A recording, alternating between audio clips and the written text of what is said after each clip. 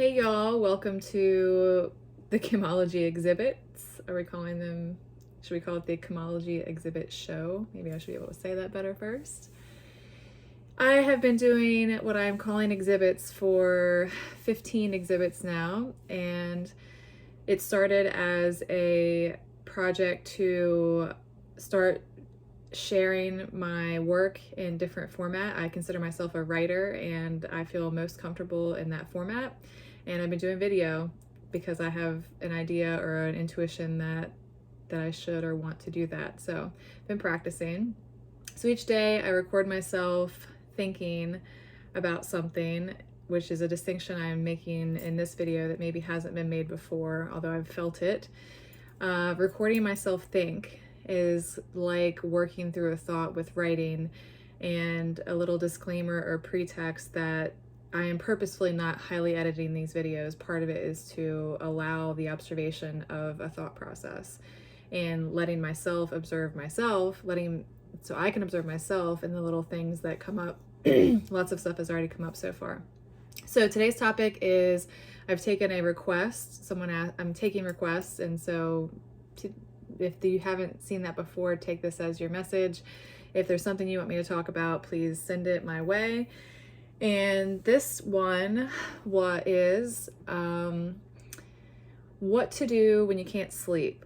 Like, you're in bed and your mind is going zoomies about stuff, awfulizing, thinking about things you didn't do, or maybe you're going deeper, further, and harder than that and thinking about things that are really hard or bad in your life. You're not just like rummaging through the to-do list you didn't do or the little thing that happened that wasn't great today, but you're actually going even further back and into things that you don't feel good about or have bad associations with, whatever it is. And I answered this question in real time, and I'm going to attempt to recreate some of the thoughts and conversation here. This was specifically seemed to have, it wasn't just like about a bad day or the little stuff. It was more about something in the contemporary world, like day to day, had brought up a feeling about something older and harder. And the person was saying, like, how do you get to sleep? And I think that context is important because I think my suggestion would be a little different based on what I think it is. And so the first thing I thought was, and this wouldn't come out of some book, or maybe it would have a different answer a different day, and this was my answer yesterday. I thought, if you're thinking about things that are hard or bad in your life, significant events, and you're thinking, how do I just turn this stuff off so I can sleep? There's nothing I can do about it. So this is the work that you've done so far. There's nothing I can do about it. I'm just moving on. I can't control it, so just let it be. All of that to me sounds like pushing it down, suppressing it, ignoring it, all things that I do not think are things that are good or that you should use or will find will alleviate whatever problem you're having or progress you to where you want to be.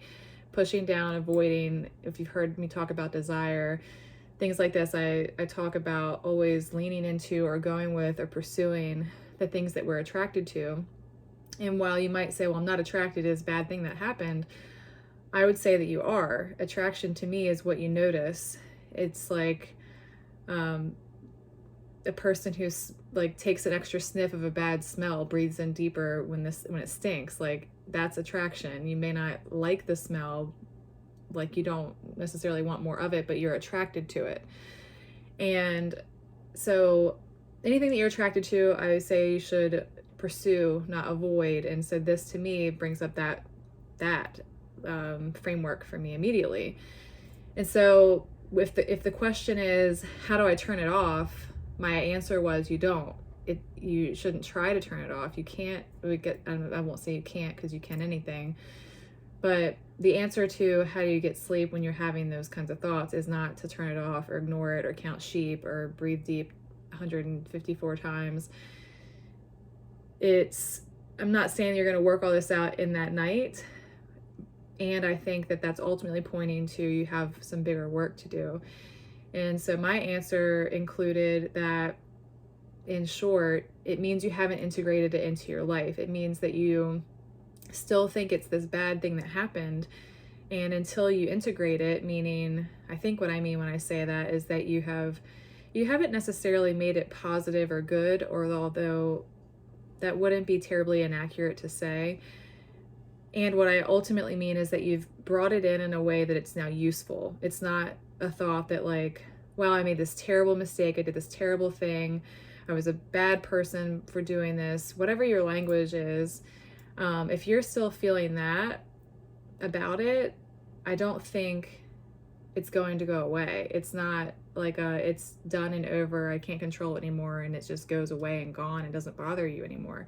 I think that until you integrate it, it's always going to be there and probably always going to bother you and disturb you in ways that you do not want to be disturbed. And we got into a pretty deep and dynamic and challenging conversation which usually happens when you're testing extremes like murder or hurting children or things that get deep and dark and heavy. When I say that I think everyone is always doing their best, I got this out of, is it Brene Brown's book? I think it is. I first heard this, first read this in a book, and the question was like, do you think that everyone's always doing their best? And I immediately was a person that was like, no, hell no, definitely not. And I don't know exactly what led to that thought changing, but it did change, and I now am a person who believes everyone's ultimately doing their best. And that means in any given moment, like, it doesn't mean that you always do everything that you think is right, but it does mean in the given moment, are you doing the best thing that you think you can possibly do? And that means if you're like super stressed and had a bunch of shit happen to you in a day and you should go hike or should go work out, but you don't, so that day you didn't do your best.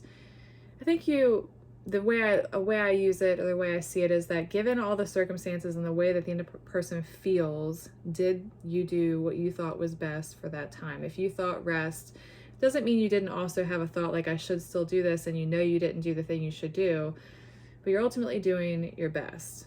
And even when someone does something shitty, they're usually not doing something to only be shitty or to be shitty. They're doing something that they think is best or good for them. And you might say, well, that's selfish. You shouldn't do selfish things. And that's a whole other thing that I strongly reject. Like, I'm very anti that whole don't be selfish shit. So we'll save that for another exhibit or topic. And for now, the idea that integrating it into your life, and if you work with this framework of is everyone always doing their best, you have to include yourself. And so whatever it is, and this would take a lot more explanation than however long I go in this video, and a lot of different ways to approach it. And I ultimately think you have to integrate it. So an example would be good here. And I'm not going to use the one that the person used yesterday. So anything bad that you feel bad about, like you did something and you hurt someone or you made a bad choice and it led to hurting someone. Even though you may call that a mistake and you genuinely believe that you did wrong, what did it provide for you for now? Like, if you're saying I made that mistake and I would do it again, I mean, that's a different thing. And I think most people, that's not something you hear a lot. It's not what we say. We don't say, oh, I really fucked up and I would do it all over again.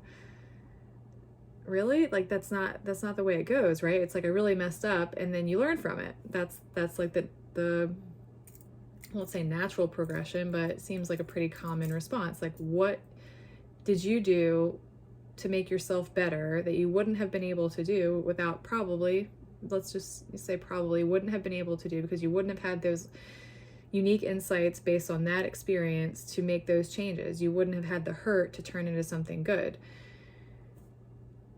You follow me?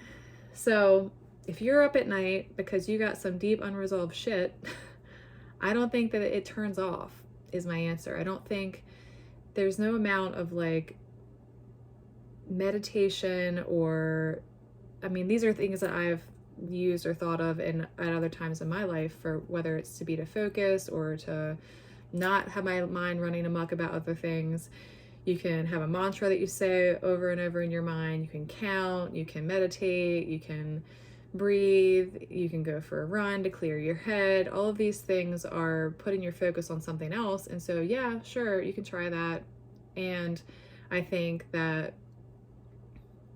ultimately, if you have things in your life that are not integrated, and I'm thinking of other words I could use to convey this idea. If they're not integrated, if you haven't made sense of it to use it in your life, I don't think that that's going to go away. It's always going to be there. And even if it's not something you're actively thinking about, it will be in some strange form underneath, probably, that is still there. So, be appreciative of the fact that you're aware of it, maybe, and that it's a sign. I think everything that we are attracted to or aware of, there's something there for us. I didn't get that from somewhere. It didn't come from a book, and I could be very wrong. And it's a thing I use to guide every aspect of my life, and it's been working for a while now. And if you would like to try it on, please do. And if you find a case where you think this is absolutely batshit wrong, is that a saying? Tell me, because I enjoy challenge. This is what I do. I challenge these things and see how they hold up in different situations. And so yeah, that's my take on it. Having trouble sleeping, if it's about the to-do list of the day, maybe some counting sheep would work. And if it's like you're really thinking about something that's bigger than, like, I didn't do the last 3 things on my list, and I'm bigly disappointed, or I feel like you don't have to, but if you want to sleep, you probably have to. So think about it. Let me know what you think. I would love comments down there, suggestions, and anything you want me to talk about. If something stood out that was part of this video and you want me to go a little further in that direction, let me know. Appreciate you being here. If you've been here till now, thanks. Ciao.